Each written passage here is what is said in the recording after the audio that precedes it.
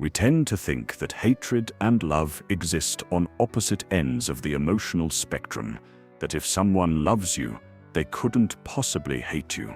That family, close friends, and partners are safe havens, untouched by darker emotions. But reality, especially human psychology, is rarely so clean. There's a kind of hatred that hides behind affection. It simmers quietly, cloaked in duty, nostalgia, or even fear, and disturbingly, it thrives in our closest relationships. Today we're going to explore a difficult truth. Sometimes the people who claim to love you the most are also the ones who harbor the deepest resentment. And more importantly, we'll explore why. Let's begin with something uncomfortable. The idea that a parent might resent their child. It's a taboo thought. After all, what's more sacred than the love of a parent? But dig deeper, and you'll often find something more complicated. A mother who gave up her dreams. A father who feels trapped in a life he never chose. A life consumed by responsibility, obligations, and social expectations. The child becomes the symbol of that sacrifice, and slowly, imperceptibly, the love becomes laced with bitterness. They won't say it aloud. They might not even admit it to themselves. But it leaks out in the form of passive aggression, control, guilt-tripping, or emotional withdrawal.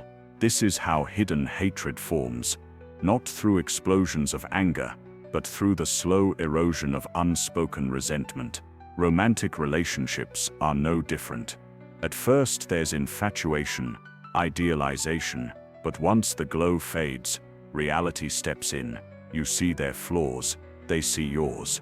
You make compromises, sacrifices, and if those sacrifices go unacknowledged or unreciprocated, resentment begins to build.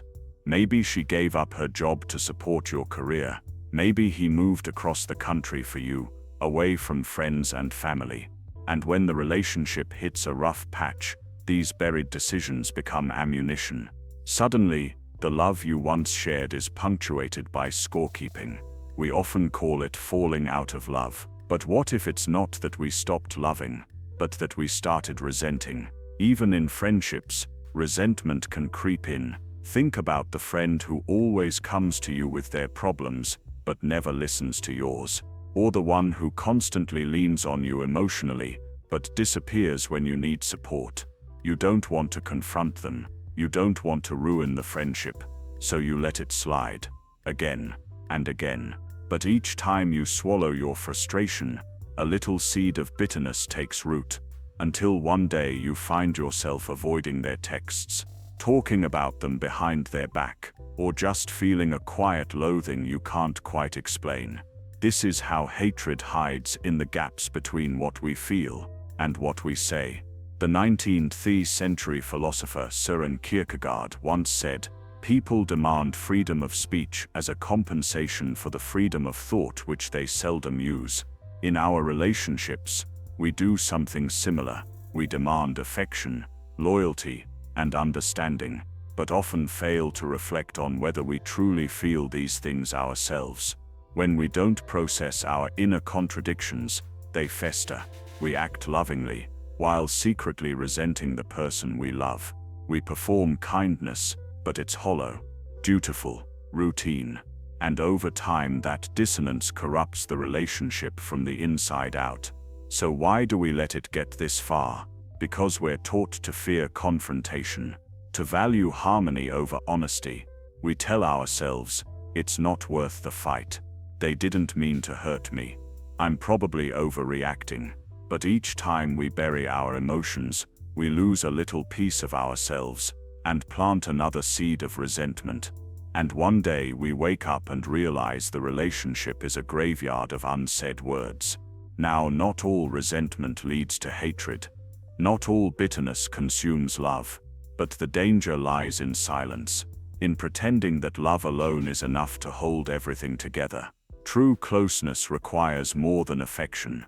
It demands the courage to say the hard thing, to admit when we're angry, to risk temporary conflict for long-term honesty. It means having the conversation you've been avoiding. If you've ever felt this hidden anger towards someone you love, you're not alone. It doesn't make you a monster. It makes you human. But to carry that resentment silently is to let it rot the relationship and your own emotional well-being. Healing begins with truth, even ugly truth. Sometimes the bravest thing you can do is confess, "I love you, but I'm angry," or "I'm tired of pretending everything is fine." It won't always be received well. Some relationships won't survive it. But the ones that do, those are the ones built on something real. Love without honesty is a performance. Affection without boundaries becomes manipulation. And relationships without reflection become prisons. To truly love someone means allowing the space to be honest, even about the darker emotions, especially about them. Because in the end, what we suppress doesn't disappear, it transforms. And the cost of unspoken resentment is far greater than the discomfort of confrontation. So ask yourself, who do you need to be honest with, and what are you afraid to say? The answers to those questions might just save your most important relationships. One of the most subtle forms of emotional decay is self-abandonment. When you consistently silence your needs to maintain the peace, when you nod, smile, and say, "It's okay," while your chest tightens with unspoken words, you slowly lose your grip on authenticity. And here's the paradox: the more you suppress to save the relationship, the more you damage it. People often think resentment is a sign of weakness or immaturity. But in truth, resentment is a signal, a flare from the psyche. It's your soul's way of saying, something here is not right, you're giving too much, you're being erased. But because we equate love with sacrifice, especially in cultures built on duty and loyalty, we often mistake self-erasure for virtue. Take the peacemaker in a family. They're the ones who stay quiet to avoid conflict, who mediate between warring siblings, who take care of the aging parent, even when no one else lifts a finger. Everyone praises them. "You're the strong one," they say. But inside, that person might be filled with a gnawing sense of unfairness. And eventually, love becomes obligation. Obligation becomes bitterness. And bitterness, if unspoken, curdles into contempt. Contempt is the graveyard of connection. Once it sets in, it's hard to return. Resentment doesn't always look like hatred. Sometimes it wears a smile, a joke, a compliment with a knife hidden inside. "Of course you got that promotion. You've always been lucky like that. I wish I had time to be selfish like you. You always get what you want, don't you?" These phrases seem small, but they point to something deeper. A power imbalance. A feeling of being used, overlooked, or taken for granted. Often the people we resent are those we once put on pedestals, those we loved with open arms, only to feel later that the love wasn't fully returned. That sting of being unseen or undervalued leaves scars that polite conversation can't heal. So what do we do with this invisible anger? First, we have to see it. Truly see it. That means being radically honest with yourself. Sitting down and asking, who am I secretly angry at? Not who you're supposed to be angry at. Not who hurt you in obvious ways, but the ones whose absence you feel in presence. The ones whose love feels transactional. The ones you smile at, but avoid opening your heart to. It's painful, but clarity is the first step to freedom. Carl Jung once wrote, "Until you make the unconscious conscious, it will direct your life and you will call it fate." Resentment is the unconscious taking the wheel. It shapes our tone, our body language, our choices. It makes us passive-aggressive, or distant, or paradoxically, overly nice. Because we fear confrontation so much, we'd rather fake closeness than risk breaking the illusion. But a relationship built on illusion is already broken. What if, instead of letting resentment quietly destroy the bond, we used it as a doorway? What if we asked, what am I giving that I no longer want to give? What truth have I buried to keep the peace? And then what if we said it? Not with cruelty, but with clarity. Not with blame, but with boundaries. A relationship can survive many things: anger, conflict, disappointment, but it cannot survive dishonesty. And make no mistake, omission is dishonesty too. Speaking the truth might cause temporary rupture, but it also gives the other person a chance to rise, to meet you in authenticity, or to show you with painful honesty that they never will. Either way, you're free. And freedom, in relationships, is not about doing whatever you want. It's about being fully yourself without fear. Some people carry resentment like a second skin. They've been doing it so long they no longer recognize it for what it is. They call it tiredness, burnout, or mood swings. But under those labels is a simple truth. They feel unseen, unheard, unloved in the way they most need love. They might even sabotage relationships, not out of malice, but because it's safer to destroy than to ask for what you need and be rejected. This is why philosophical reflection isn't just academic, it's essential. When we study human nature through Freud, Nietzsche, Jung, or ancient Stoics, we gain a mirror. One that shows us not just who others are, but who we are in relation to them. So here's the question: what does healing actually look like? It's not always reconciliation. Sometimes it's distance.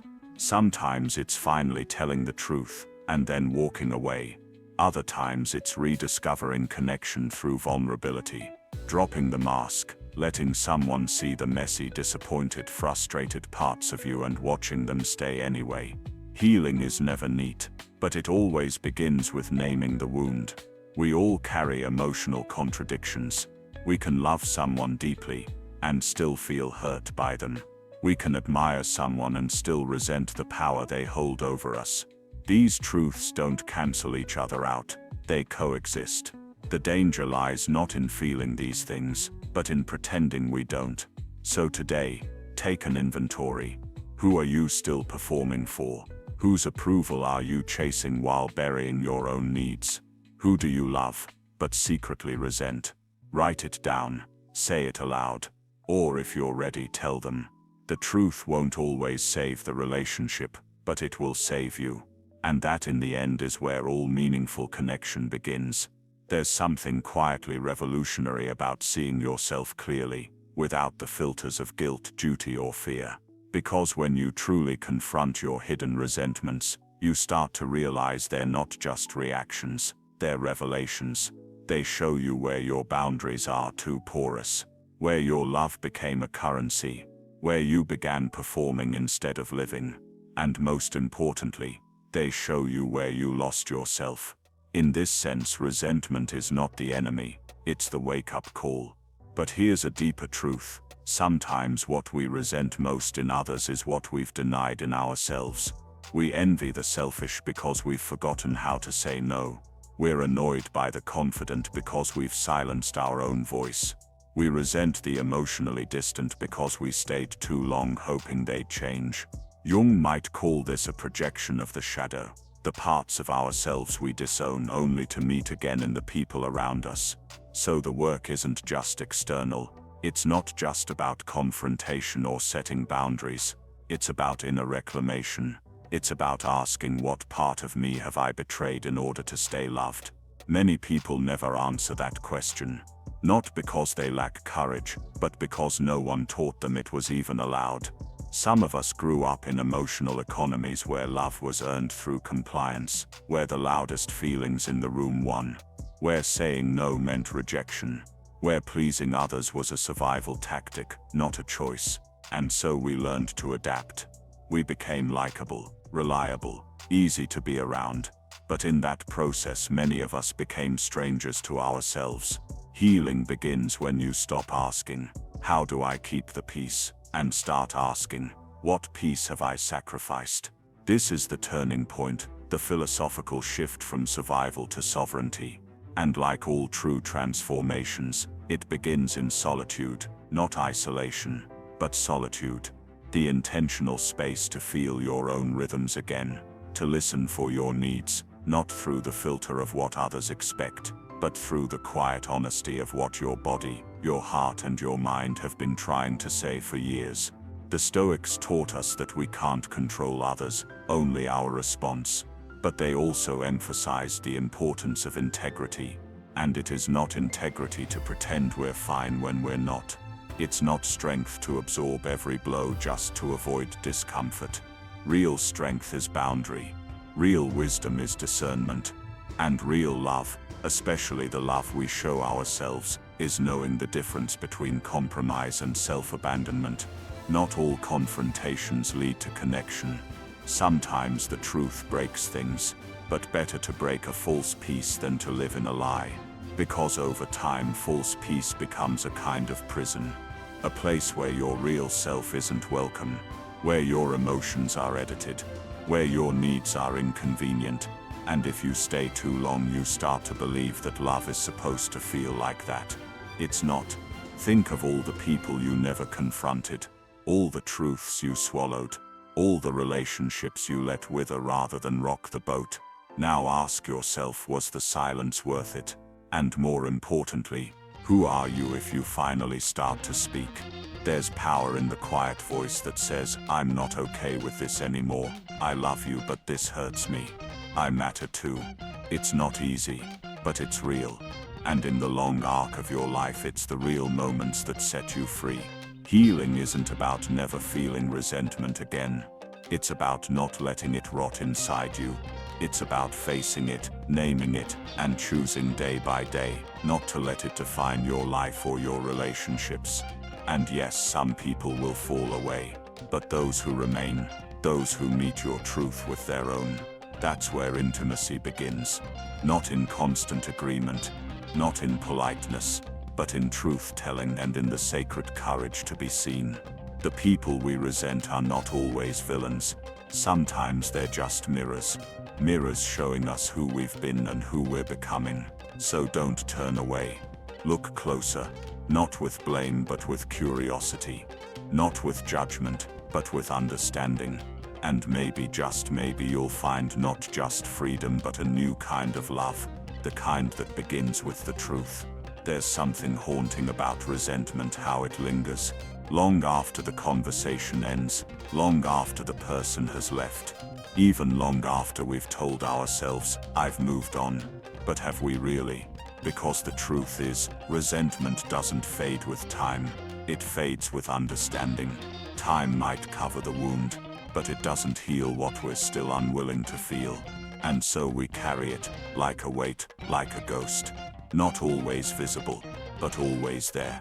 Sometimes we don't want to let go of resentment because it's the only proof we have left that what happened mattered, that we weren't crazy, that we weren't invisible, that someone did cross a line.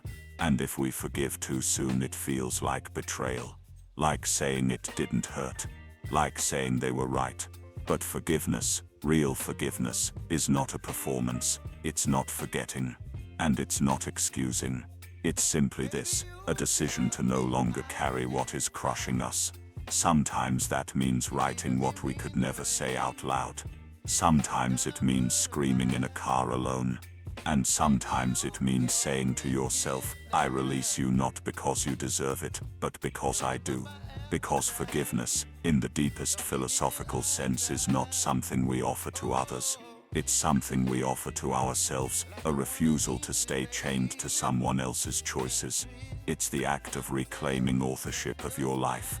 But here's the paradox. We fear that if we let go of resentment, we'll lose our story, lose our identity, lose the moral high ground. And yes, sometimes resentment becomes a part of who we are, a scar we pick at, a reason we keep people at arm's length, a justification for why we don't open up anymore. But in holding on to it, we risk something far greater. We risk becoming like the very thing that hurt us, guarded, hard, unreachable. You see, pain will shape you. The only question is how. Will it shape you into someone who armors up and pushes the world away? Or someone who bit by bit learns how to hold pain without letting it turn into poison? The philosopher Simone Weil once wrote, "To forgive means to give up all hope for a better past." It's a brutal kind of truth, but also freeing. Because when you stop trying to change what happened, you finally have space to change yourself.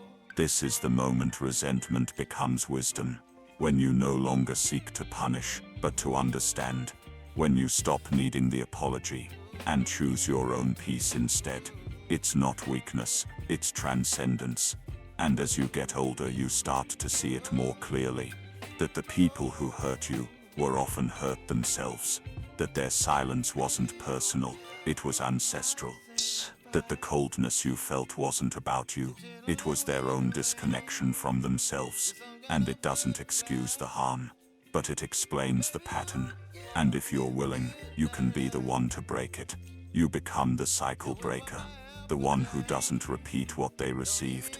The one who feels it, processes it, and transforms it.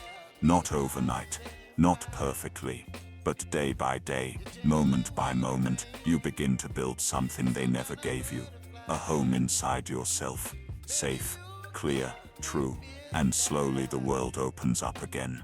You start to trust, to breathe, to soften, because when resentment leaves, love has room to enter. Not naive love, not desperate love, but honest, mutual, grounded love.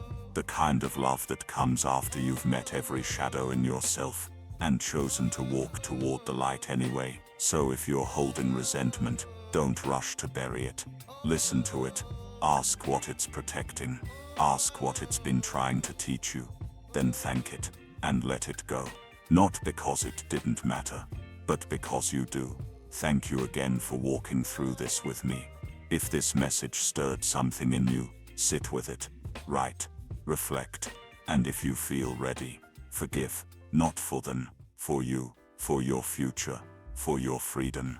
And as always, I'll meet you in the next reflection.